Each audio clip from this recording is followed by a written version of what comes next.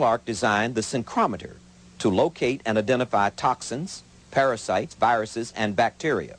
And she created the zapper to kill them.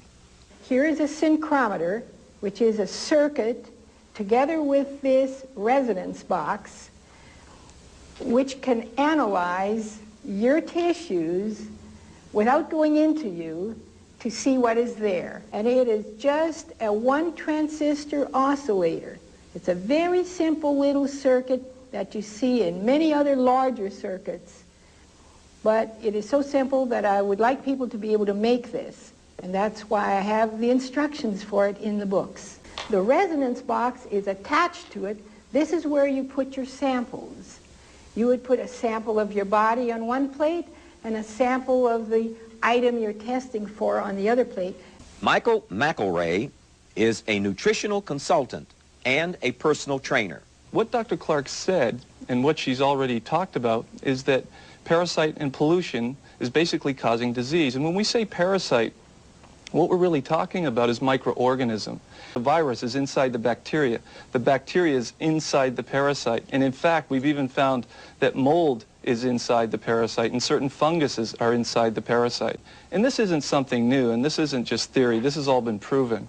What's really interesting is how these parasites and different microorganisms found their way into the body. And what Dr. Clark has proven is that the immune system over the last few years has been depressed.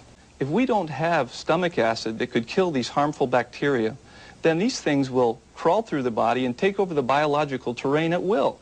What Dr. Clark's proven is that these parasites that normally are killed by the stomach acid are now crawling through the body because we went down to the local drugstore and we picked up the Alka-Seltzer because we were suffering from acid indigestion. What was that? Well, what it was is we were eating food that properly couldn't be digested. And we were eating too much food that's deficient in enzyme. And I'm not talking about theory here. I'm talking about practical ideas that have already been proven. When we overcook food, we kill the enzymes. When we kill the enzymes, we ask our stomach acid to do the job for us.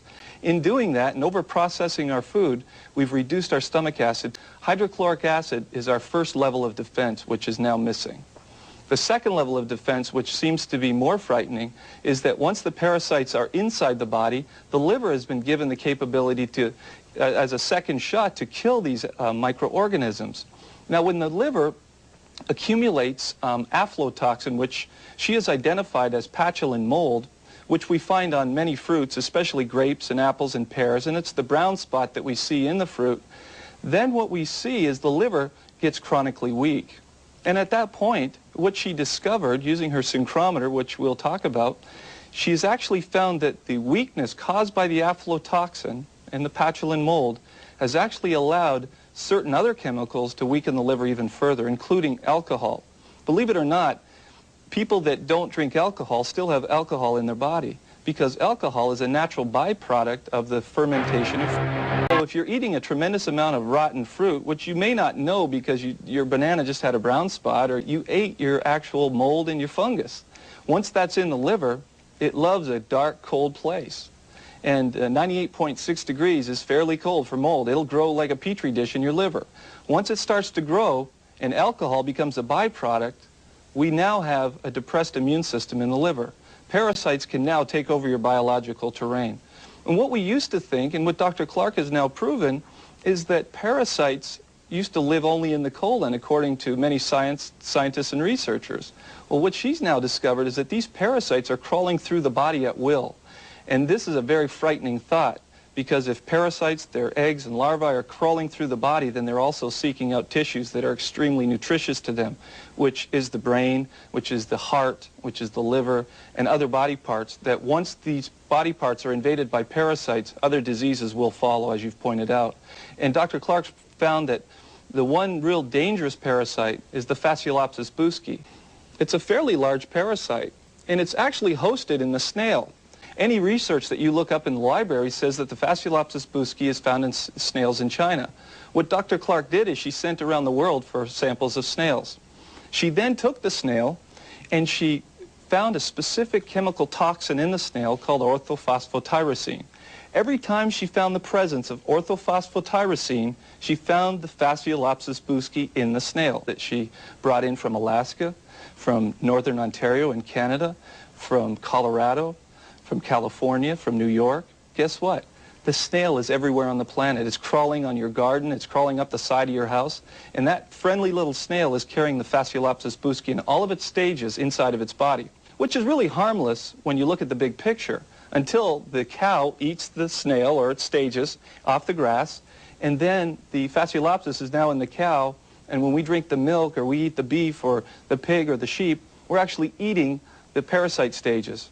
And to make it a little bit more dangerous, when you start spraying your lawn with sheep manure or cow manure, or you start using these types of manures in organic gardens, you now have a second problem. You're actually putting animal feces on your food, and we're eating it. Because there's no way, Tony, to properly wash all of our food to the extent that we really need to. Now, up until the last few years, we've been able to depend on our stomach acid to kill this parasite.